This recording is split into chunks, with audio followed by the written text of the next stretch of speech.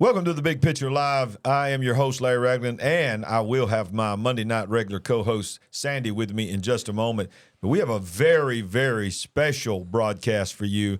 It's been a while since we had our guest with us. None other than Stan Deyo is going to be in the studio with us, and we are going to get into some stuff that's going to blow your mind, things that are going on in the world, things that you know about on the news, and quite a few things that you don't know anything about that's been going on in the life of Stan Deyo. And he's going to tell us all about it, and it could quite possibly change your life right after this.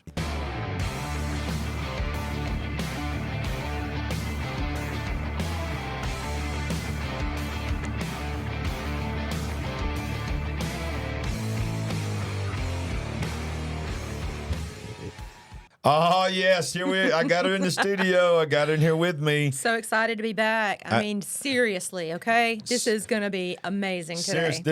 As I've said the last time we had Stan on with us, you are the president of his fan club, I think. It's been a minute, and it is overdue. We want to start off by saying thank you to all of our partners. Yes. You are such a blessing to us. Those that have clicked that join button down below, $5 a month, sowing into our ministry. You don't know what that means. And we also, for those that are coming here just to look at, to hear what Stan's got to say, and you don't know anything about our channel, let us tell you about a few things that we got going on. Every Monday night, Sandy and I co-host a show called The Big Picture Live, where we cover breaking news. And we're going to tell you things that you're not seeing or hearing anywhere else. Rapid fire. It is incredible. It is our biggest show that we do. And as you can see, we are not woke, but we are awake. And every Wednesday night at 7 o'clock, I do a verse-by-verse Bible study. Right now, I'm deep into the book of Revelation. If you're watching this somewhere around the live time, and if you want to catch up, it's very easy to catch up. All you got to do is go to the bookofrevelation.tv. But that's a quick way of sending it to your friends and family. That is the bookofrevelation.tv, and it will take you to all the parts and catch you up. Sandy, we have got with us none other than the man. And you know, that a lot of people always say the man, the myth, the legend, but sometimes it really is true. Yes. We really do have, he's not a myth because he's real, but he certainly is a legend. Oh, yes. Ladies and gentlemen, welcome to the Big Picture. Come on now. Once again, Stan Deyo. The crowd is going wild. Oh, yes, they love you. They love you. They love you. They do. What an audience. Oh, yeah, that's right. That's right. What an audience. Absolutely. I love it. He is coming to us live from somewhere in a secret, undisclosed location out in the, away from all the government officials so they cannot find him and stop all the cool things that he is doing. Stan, welcome back to the Big Picture. Thanks, Larry, and good evening, Sandy. So great to see you and talk to you again. I am so excited. We are absolutely excited because when we think about, that's one of the things we do, Stan, we cover the news, we cover things that are going on in our world. And oftentimes when we read things in the news and we see things, we always ask ourselves, I wonder what Stan thinks about this. Yes. But, you know, we got a couple of things we want to ask you about. And one of the things that I want to ask you about, and I don't know how much you can say. We talked a little bit off the air, and I'm going to leave that up to you. But Sandy and I are students of Nicolas Tesla. And the energy source that he discovered, and quite frankly, probably everybody on this show right now believes it's probably the reason that his life was tormented the way it was from our government, because they did not want his technology to come out. Right. But you have been researching this, Stan, and I'm just going to throw this website up here, and then you can comment on this. So tell us right now about what is happening with you, with the research you and your sons are doing, and what are we looking at right here, and what could be coming that could forever change people's lives? All right, well, we'll get to the details of this page in a minute. Okay. It's a page from a Christian group that formed a private community in Sweden back around the 1920s, I believe it was. Okay. And they powered all their homes with this device that their members, one of the members developed. Wow. And then spread to every home. Now, that's called a Wimshurst generator, to make static electricity by turning a crank. What they did was got rid of the crank, got rid of the little brushes on those arms you see, and they used what's called an induction head or plate instead of brushes. And they made a big one so they could just start it by turning it with their hand, and it started to produce electricity, to power their homes in this village of, probably 100 homes or so. Wow. And that's That's That's significant. very. I mean, when was this? When was this? When did they do this? 1920s, as I recall. We can look at it. 1920s? Yeah. What? Well, you remember Ayn Rand wrote the Atlas Shrugged series about John Galt Yes. having an Yes. electricity motor. He was pulling it out of the air, and Yes. Holly and I were part of the sponsors. We put money into that project to make that movie Oh, wow. of the Atlas Shrugged. Yeah, there were a few of us, and John That's Galt, the amazing. fictional guy here, was Right. what Ayn Rand wrote about. But she, Right. probably 25 years before she wrote, well, the Swedish community had this thing, and everyone was trying to figure out how they were doing it. So she was using that as the basis for Atlas Shrugged. Benjamin Franklin is credited as being the inventor of the electrostatic motor back in the 1700s, but its power output was modest. The Wimshurst electrostatic generator is a high-voltage mechanism developed in the 1800s, which can be hand or self-started and will produce dramatic sparking while charging Leyden jars. Today, it's used in teaching about electricity, but its practical applications are considered inconsequential. A high-tech variation of the Wimshurst device is the Testatica, or Swiss ML converter. Developed by Paul Baumann of the Maternity community in Switzerland during the 70s, this free energy device is a marvel that has been in operation for more than 20 years, supplying electricity to the small, self-sufficient Christian community. Many technical experts have come away stumped by its excess output. However, because the community feels that the majority of mankind is not ready to be responsible for such unlimited energy, they're keeping the technology under wraps until such time the world is spiritually prepared. Other researchers, like Dr. Oleg Jefamenko, continue to pursue real-world applications for harnessing the electrostatic motor. His accomplishment, I feel, is the best, is that he used a specific type of electret, which is a waxy substance which holds charge, and it's like in many ways a magnet, electrical analog of a magnet. And he's achieved a 0.1 horsepower motor, which is a small device. And this runs continually on atmospheric electricity. Like the homopolar generator, the electrostatic motor is based on the dynamics of our Earth environment. As with wind and solar power, they offer real, sustainable alternatives that, with only modest gains in efficiency, could contribute to the replacement of our current dependence on fossil fuels. Are we clever enough to learn from the clues our planet is providing? Oh, Now- my goodness. And of course, John Galt lived in Colorado in the high mountains where I live, and so I call myself the current John Galt, Stan Deyo instead of John Galt. Yeah, that's good. Yeah. Yes. I believe that. Oh, wow. Well, I love those except I got- movies, by the way. They were Yeah. great. Yeah, and you were an investor in it because so Yeah. you invested in it because you knew, even though this was a movie, this was also actually based on things that were Real technology. Real technology. That's amazing. Yeah. And if you go to slide 38, come back up. There it is, There right you go. there. Okay. Click. Okay. All right. Now that's on our website, so it's not going to Okay. go away. Yeah. Okay. Oh, my Wow. And goodness. How'd we miss that? okay. Yeah. Wow. Wow. Look at that. We're going to go back and check that out. And obviously, Okay, everybody scroll- watching, please do that. Scroll on down quickly to Okay. the bottom. Okay. Okay, a little bit further, further. Okay, Yeah. there. Okay. Now, the secret to John Galt in the movie for his getting atmospheric electricity was this motor that spun around, right? Right. Okay. It doesn't look like the real one, but it spins around and it does work. Now, getting biblical on you, the Ark of the Covenant. that Uh-oh. Moses, Here we go. Okay. The Ark of the Covenant was a direct current high voltage field.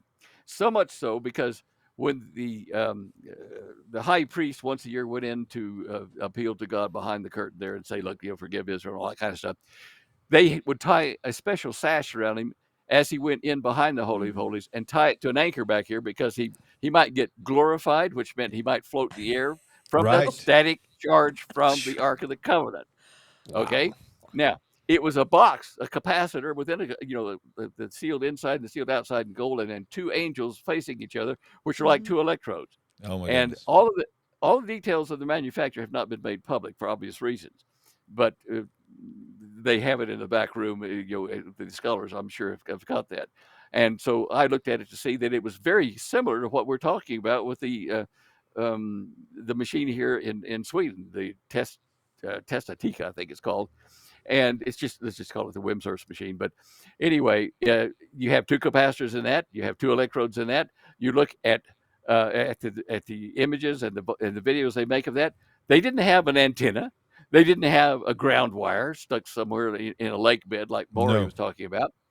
Nikola Tesla, you mentioned him. He built an electric motor for his car, and he powered it with a circuit that he didn't share with anybody, right?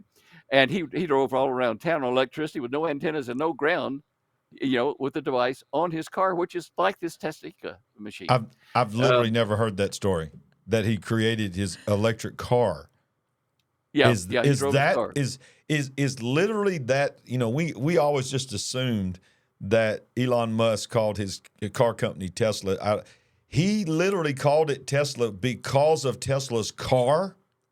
Yes. Yeah, there's one report, I forget where I read it years ago, and a couple of years ago, I guess I reread it. But Tesla said that you can draw energy out of the atmosphere, and what it was really drawing it from was from what they call in physics the fine structure of space, the basic elements of space that everything is formed in. God's workshop out there. So he and Morey and everyone else that used this was doing something like this. Imagine you have a balloon full of water and a little nozzle here to let the water flow out downhill. Now, if you have in that balloon full of water, if you have some sand grains that settled around the neck of the balloon, when you open up the sand grain, open up the neck of the balloon, it might squirt out sand, but not water. And it'll clog. The pressure from the sides inside the balloon will stop the flow. But if you jerk it like you're milking a cow, bang, bang, bang, open, close, it will allow a portion of the water to pass through in addition to the sand. Wow. And that's what this environment is called. It's called an over-unity situation, where you snap the environment of space-time. You snap it with a quick discharge, and then you keep doing it in a certain pattern, and it'll keep supplying energy to you, electricity in this case. A fascinating thought. It is amazing. Before you have tapped into that. Is that correct? Are you working on your own thing? Yeah, my sons and I are working on it. The Deyo clan. We're all working on it, and we've had to buy a few bits and pieces that we need instead of taking the time to make them by hand. But it is simple enough that I think that we can prove. Step one, out the back there. Well, we can even do it in the living room here. It doesn't really matter. You don't have to have an antenna or a ground, but we can prove that we can pull electricity out and light a fluorescent tube when we put this all together. Now, that's a small amount of power. You need to take that energy and run it through a Tesla step-down system to make it to run household, electrical items and things like that. But this is the first thing, is to prove where it is and how to get that pulse, and then how to convert it is the next part. So you're pulling it out of the ether? Is that some kind of crazy terminology that you use, pulling it out of the ether? So that'll do. These old ancient buildings we see with the onion domes, with the spires, is that what they were doing? Were those free energy extractors? Was that some kind of antiquitech where they were pulling it out of the ether, it down into the homes and the buildings? I don't know. I've never thought about that. I'm sure that other people since the time of Moses have had access to that. Sure, I think so too. Yeah. What about the battery? Is it the Iraqi battery that's supposedly such a mystery? Along the same line. Yeah, you could take those clay pots that they had with the iron and copper inserts, and you could pour lemon juice in it, and it made 1.5 volts. It's Look like out. a normal Look out. D-cell battery. So was the Giza pyramid really a power plant? Here we go. Well, it's an interesting thing because I think it was Herodotus who, the Greek historian. I think he went over to Egypt and to the Giza pyramid, and in his day, it was still spoken of as the as a light source, Luxor type thing, Hmm. where it glowed and there was a moat around it, and Yes. Wow. he was talking to the priest at Sais and things like that. But yeah, there are rumors to that. Whether the way they picture it in the cross sectional diagrams of the Great Pyramid now, whether it was combustion or heat or the water flowing underneath, I don't know. But I know that there have been a lot of references in occult literature about Hmm. the energy on top of the pyramids, and that you could fly from one pyramid to another in the air using a craft that drew that energy. Oh Look my at this. Oh, goodness. wow. Elon Musk is his car is using a battery still, right? Hmm. Okay. With this system, you'd have a circuit stuck in your trunk or the front or wherever. You wouldn't need a fill-up station. You wouldn't need to recharge. You wouldn't need batteries. You have to No worry about battery. any fires. There you You go. just go. You could do it Yes. in the submarines. Yes. You could do it in the air, in space, Oh in my a goodness. car. I mean, this is phenomenal. So all of this was Nikola Tesla's lifelong work. He wanted to provide wireless electricity, wireless communication, and wireless transportation. Is that correct? Wow. Yeah, among other things. I mean, the guy was an absolute Brilliant. So many genius. inventions. Yeah, I had the privilege of going through his personal papers over in Belgrade. They locked me in the room with them all upstairs at the museum, and I couldn't photocopy anything. I could only take notes, Hmm. and remember things. But Wow. some of This the is stuff he was talking tremendous. about. Yes. And Yeah. to know that you are right there on the cutting Yeah. edge involved in this Mm. is just so thrilling. And I'm so excited for you. Well, Sandy, oh, sorry, go on. Go ahead, Stan. Yes. Well, I was going to say, I might be on the cutting edge now, but it's taken me 30 or 40 years to figure it out, duh. It's just another piece of your life's work, too, though. Absolutely. And it couldn't happen to any nicer, Yes. more godly man. And I'm so glad that it's you. Absolutely. Thank you. And we're so excited to see what's happening with your company, with everything that is happening with the production that's going on there, that God is blessing you to be able to do this. And your heart is to take that incredible revelation that wherever Tesla got that kind of knowledge, he had knowledge that was on the next level, and people have hypothesized whether he was a good person, bad person, or whatever, but the intention was to help people, and you are grabbing onto that heart as well. And I'll be honest with you, Stan, I've just got to say this publicly. I'm praying for you because even though we're excited for you, there are powers that be that do not want this to happen. Some who have tried to go before you in such kind of work didn't turn out so well for them. So truly, there are powers that do not want this to come into the open. Right. So what are you feeling about that? What is your feeling about getting this information out? What do you think is going to happen when people start hearing? Because the people, the trillionaires, the billionaires out there do not want a vehicle that is self-sustaining. They do not want a house that's self-sustaining. So I know you've thought that through, you and your sons. I mean, where's your mind on that? Well, I don't need to tell you exactly how or where we've disseminated the information as we go along, but believe Very me, good. it's worldwide. And the thing is to put the concept out there, and then as we progress with our version of it, show what we've done. And if we don't get to show at least the concept that circuitry is out there, I've already disseminated it. So it's for the church during the tribulation period, for those who are left behind and not raptured. They need to have power to survive outside the system. Listen to that. And so how do we charge for that? We don't. My sons and I are stockholders in EMP Shield, and with the current investment from the government, federal and state government, by the end of August, it'll be worth $3 billion with the B, $1 billion. Okay. Thank God. The good guys are winning. The good guys are winning. Praise God. That is awesome. Praise the Lord.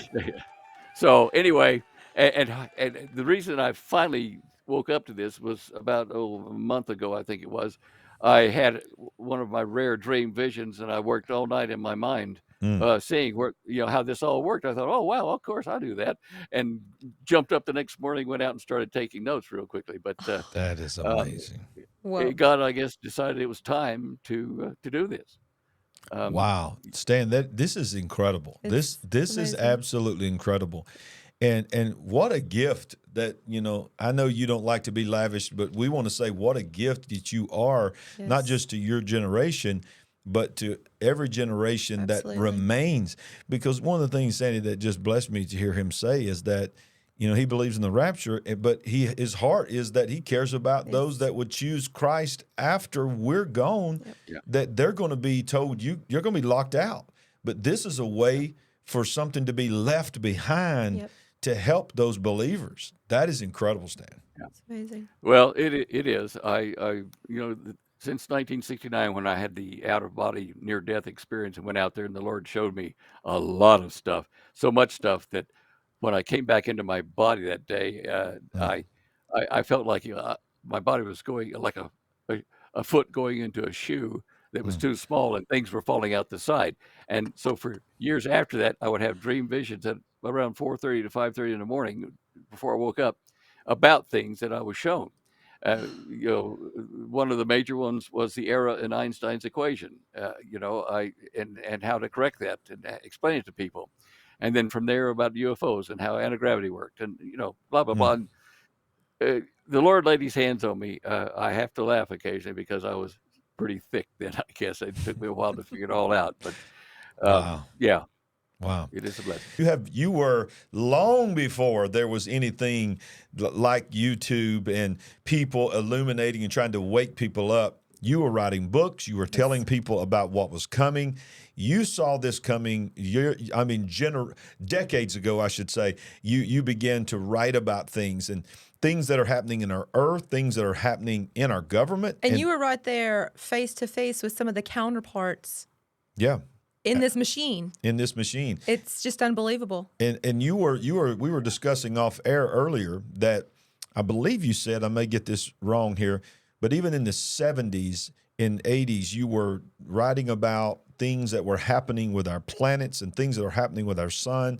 And you predicted a lot of the things that we're seeing right now. Stan, what is going on with the planetary system? Do you see that a lot of the things that are happening here on this earth is a result of something happening in the solar system with our sun? Let us know what's going on out there in the cosmos. All right, some rather incredible things that I started talking about in 1978 in the Cosmic Conspiracy at that time. And this is on my show images page at standeyo.com. It's show images, right? Now, what we're going to look at here is an update on what I wrote in the Cosmic Conspiracy in 1978, because then, using what was published by Gribben and Pledgeman, astronomers, they said that we were going to have a planetary alignment of all the major gas giants on the same side of the sun with Earth, and they were expecting catastrophic eruptions from the sun, flares, and all that kind of stuff. Well, it didn't happen. And I did the calculations, and certainly the alignments were all there. In fact, let me just take this picture here and show you. Let's see here. Okay. This is in 1982. Okay. And that was December the 5th, 1982, the alignment. So, if you look at this, here's Earth.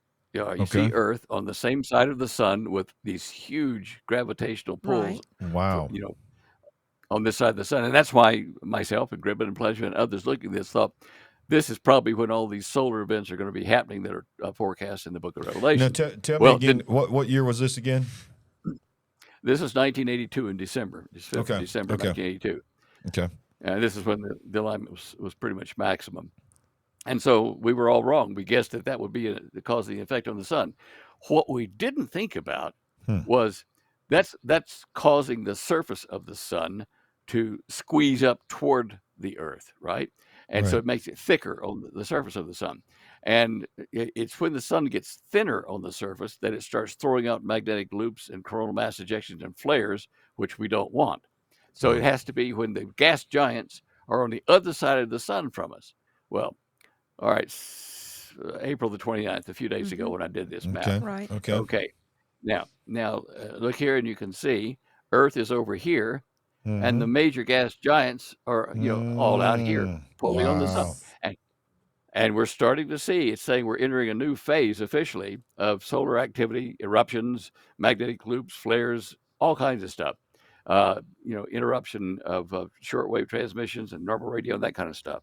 Because of this, we're moving in. You can see my cursor. We're now going to be moving around toward the same side. Wow. Now we move faster. We orbit faster than these guys do. So sure. Okay. We're going to be when we get over here amongst them, we're going to be on the same side of the sun. And I don't know that we're going to be worried about so much solar activity then.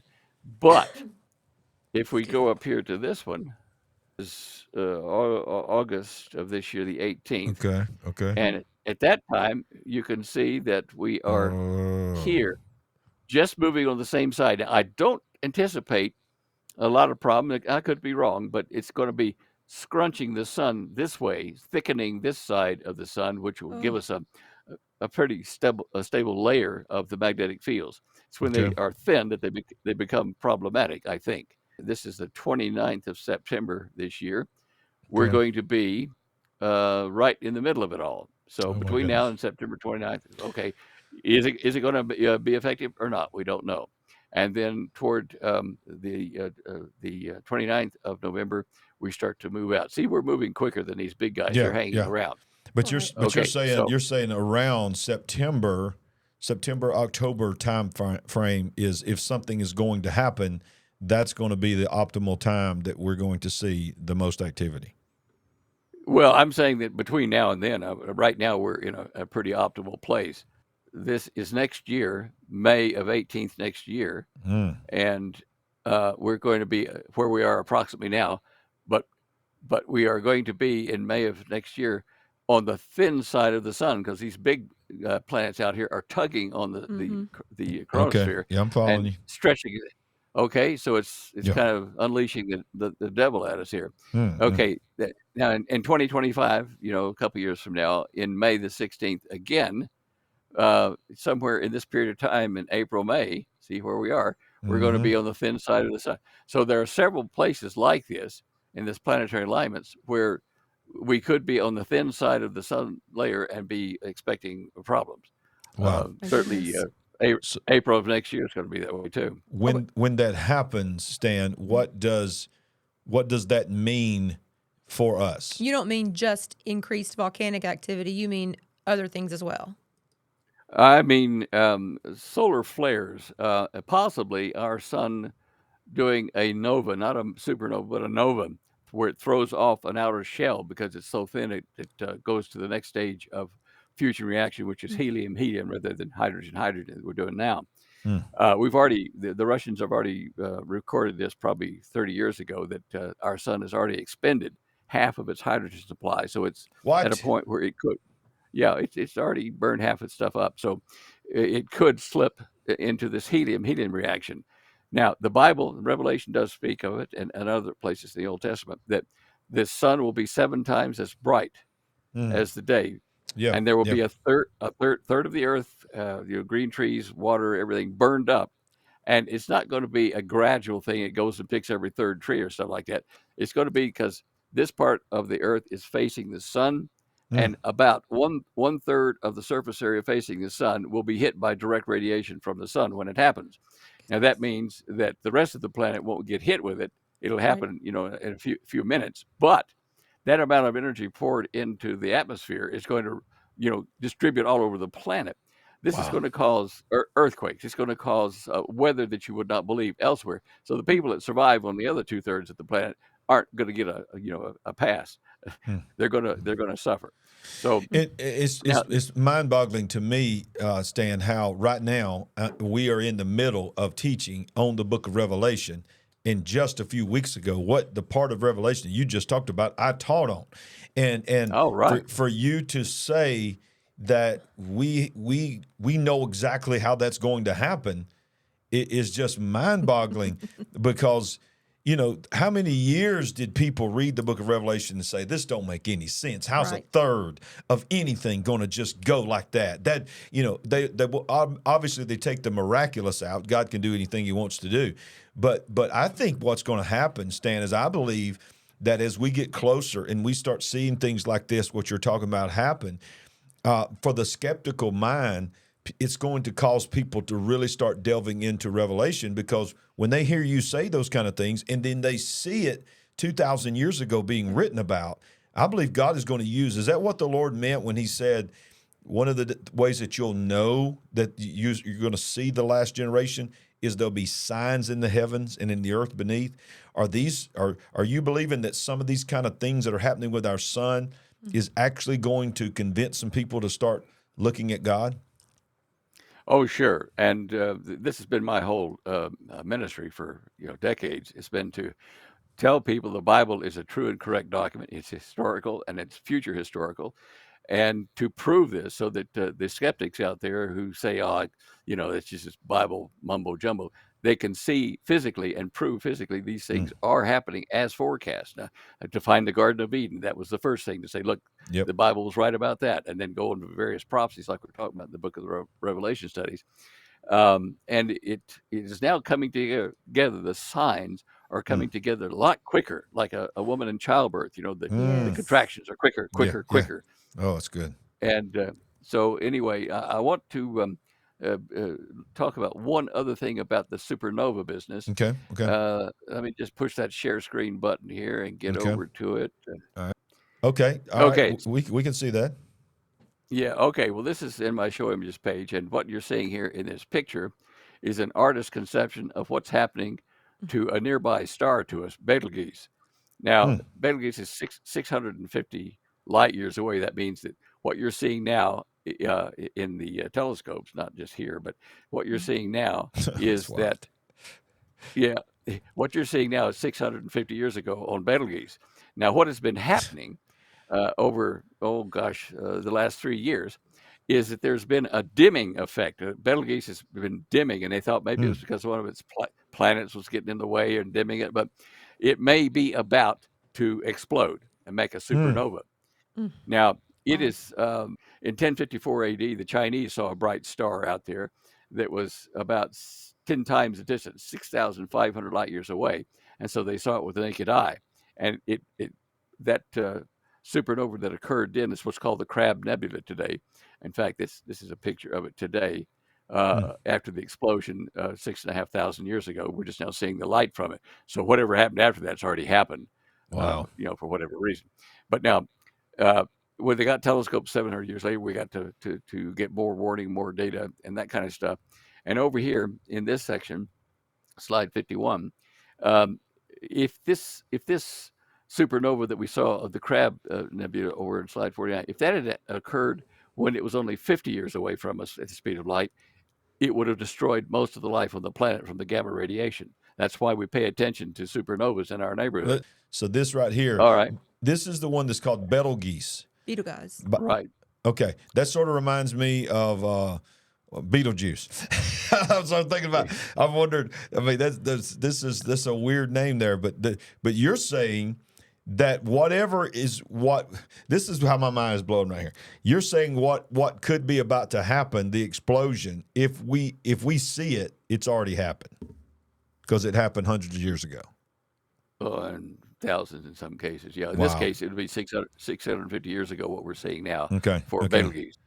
I'm going to show you what it would look like on our planet. And this is a nearby star in the Monoceros cluster exploding and throwing off an outer shell, which would be what we're expecting to happen, a third of the planet and that kind of stuff. And the dust from it, including the stars and starlight, to about 1/3 what it normally be. Now watch what happens. Here we go. Okay. Oh my goodness. What in the world? Wow. Yeah. Isn't that magnificent? That is magnificent. These are not CGI. This is from a telescope. Wow. Oh, you bet. Yeah. Oh my goodness. Wow. that was worth sharing, because Yes. it's impressive when you see that dust cloud going out through all of its planets in its stellar system, and the Bible talks about your starlight is reduced to about 1/3 of what it is or whatever. This is from dust, and the light of the moon is shifted toward a red blood color because the dust is filtering the light. Unbelievable. This Wow. is solid evidence. This is solid evidence, and ladies and gentlemen, this is evidence for the Word of God. This is these people that keep saying follow the science, follow the science, and it will take you to the Word of God. One comment I might make: Nikola Tesla and T. Henry Murray followed Tesla's work. They were the inspiration for our EMP shield because we were still using an. I said to him, Tim, we're going to make lightning attracted to this because we're lowering the impedance of the atmosphere. How do we protect it? And so he went home. He came back about a few weeks later from Kansas. He came back over. He said, look, I've devised this thing that'll do not only lightning strikes, but electromagnetic pulse weapons. And it was, the basic unit. And so we kicked it around and then. Okay. Look, I don't know what to explain. I don't know how to explain it. We were looking for him to call back, but right when you remember what he was saying, what he was saying right before he got cut off is he's like, going to tell us something about Nicolas Tesla. Or again. He was about to say, Big Brother is always out there watching. I mean, we just got through saying, Stan, we're worried about you. You're telling stuff. Have you increased that security? Yes. I mean, do you have that dead man switch in place? Yeah, I want to flash across the screen. Stan loves his life. He does not have any thoughts of ending his life. He is in no way suicidal. No, he's not. He's not looking to check out or cash in those chips. Him and Holly's got plans. They got a future. But while he's talking, I mean, we've had so many technical issues y'all don't even know about just to get this show made. And he's telling us about this unbelievable technology. Yes. And then he says, one more thing I want to tell the listeners about Nikola Tesla. Gone. So maybe we'll get him back to finish that. But right now, I don't know what else to do but to say thank you all for watching. Thank you for watching this incredible, Truly. Sandy, incredible. It is. Man of God. It is. Mind is, we can't even process in our mind what goes on in his mind. Yeah. I mean, he has a vision and a dream. He is truly already reached retirement age, probably several years ago, but he is still wide open, inventing, innovating. It's unreal. It's inspiring. And I love that he's passing it down to his sons, yes. that it's a generational thing, that they're studying this stuff as well. And, and here we are. And to put it out there to help humanity. Yeah. The heart is literally amazing. Says not going to charge for it. He's like, and I'm so thankful what God is blessing with EMP Shield. So, this is something that's very serious. If you watch this part of the show, you got it to this point of the show, you've seen what he told us is happening with the sun and what is coming, even in the next few years, what is coming.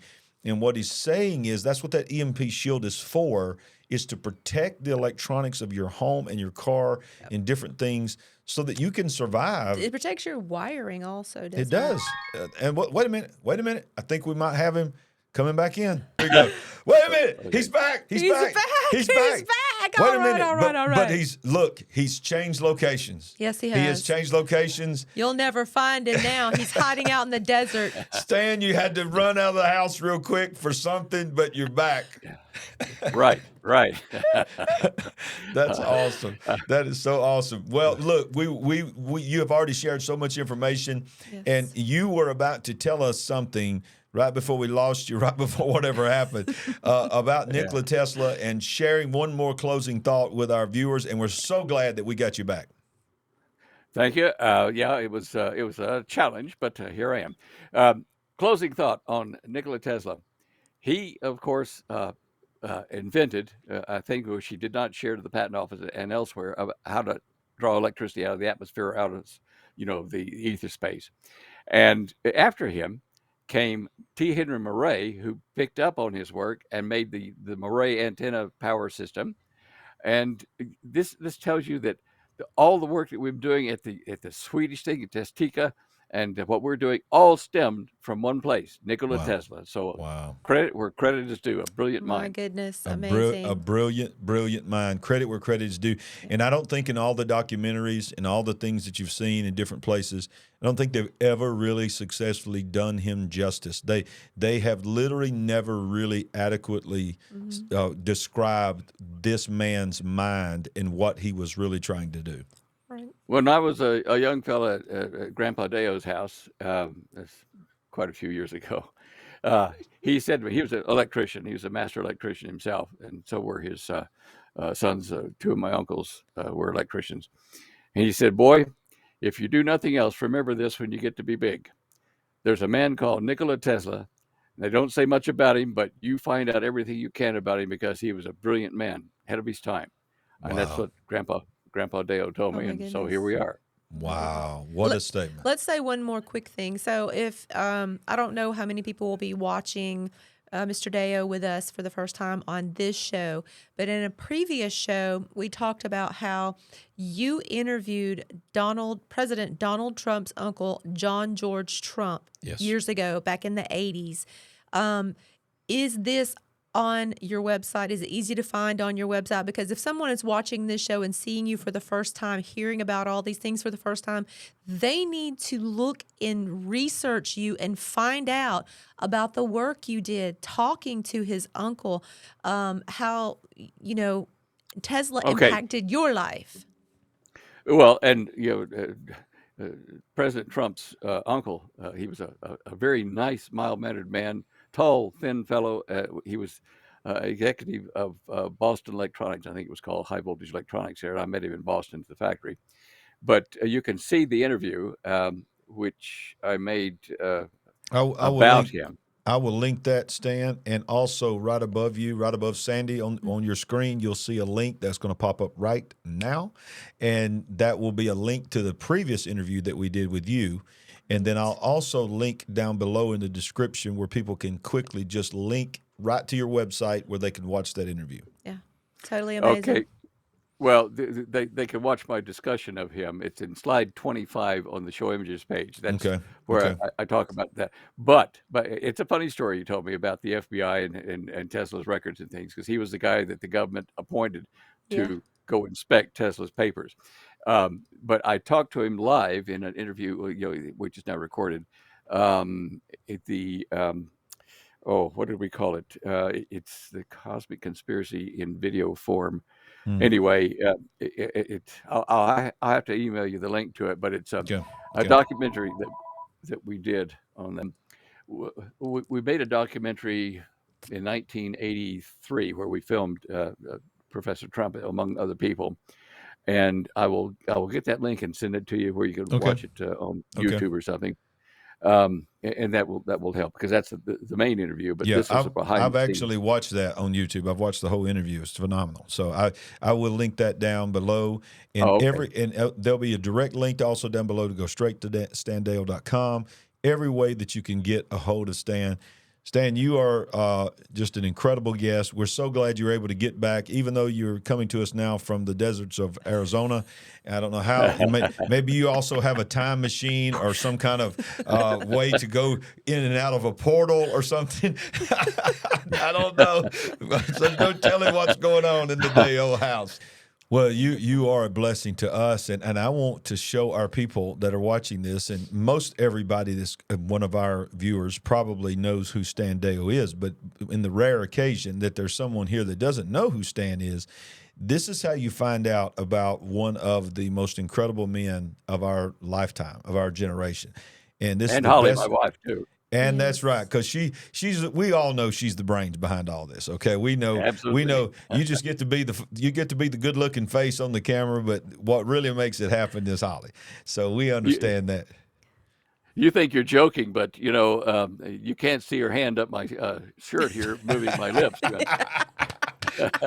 I could definitely relate, brother. I can relate. But look, StanDeyo.com. I go here every day I go here every day to read my news. When Sandy and I put our stuff together for Monday night, those that watch our Big Picture Live, I want everybody to know that much of what we get from Stan's site and a couple of others. But you can always go here and you can see where he's on other people's shows. You can watch and listen. And what I love is so much. It's just too much to really get into here, but past interviews, his books, Holly's articles, just different types of threads. But if you scroll down, and you see the EMP shield that he's talking about that Sandy and I have in our home with our vehicles. We believe in this product. We built our house, Stan, and one of the first things that we did is we had the EMP shield ready. And for new construction, we put it in our breaker box. It's there. Even my electrician, he had never seen it before. So one of my best friends in the world, and he's like, I don't know, what is this thing? He's been doing it all his life, and I told him about it. Well, you know what? Not long ago, he called me up and said, hey, I need the link to that EMP shield because I think I'm going to put it in my house. So I think that was great. So you can see you can go there now and you can get a discount. It's still there, active. And then, of course, you scroll all down. And this is where I go every week. And I'm sure Holly is the one to thank for this because she compiles all these news articles broken down into multiple different types of topics. Just a resource that goes on and on and on, and that's standeyo.com. Sandy, you want to comment on just your time that you've spent here? I mean, we've not even begun to delve into all the things. It's great. It's just everything all in one. Get your news. You can listen to some interviews, watch some shows. It's great. And don't forget to order that EMP shield. Yeah, and then all of their books are there.